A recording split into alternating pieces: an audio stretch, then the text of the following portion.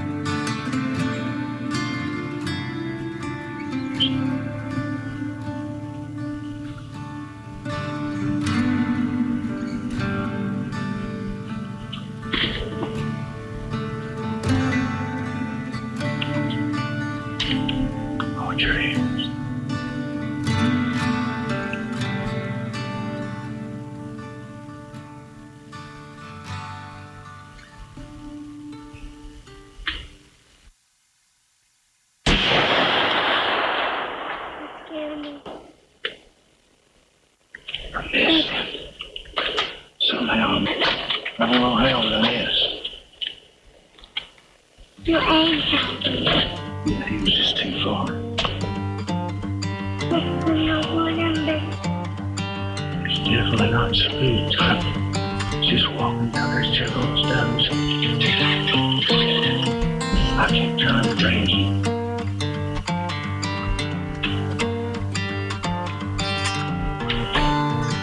I think my rangefinder was hitting me wrong. I think he was actually further than I thought. See what happens next.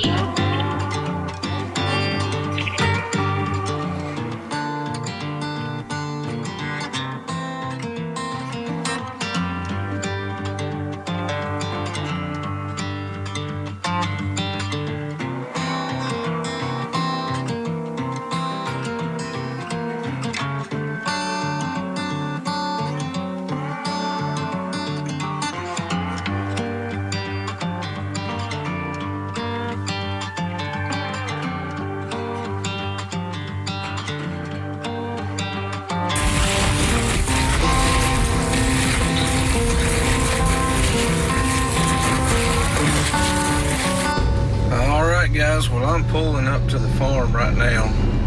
This is how I do a lot of times during the rut. We, get a chance to go, and I go. I've only got about 2.5 hours till dark right now.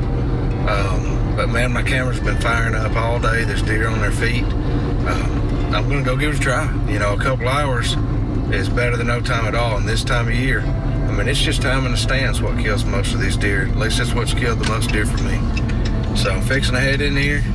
Jack is already here, and go get set up and see if we can't make something happen.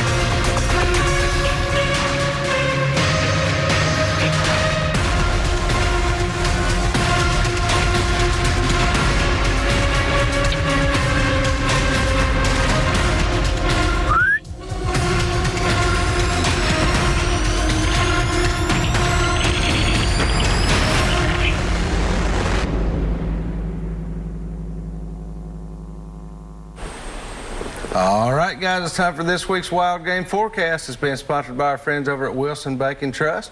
You guys can stop in and see them at one of 28 Middle Tennessee locations. They've been taking care of all your banking and financial needs now for over 30 years. Be sure to tell them thank you for all they do for us here at the show. All right, well, for tonight's forecast, I've actually got a special guest calling in that has spent a lot of time on the water here lately. Daniel Brown, how you doing, buddy? Good. How you guys doing? Doing good, man. Just looking at pictures of you with stringers full of fish.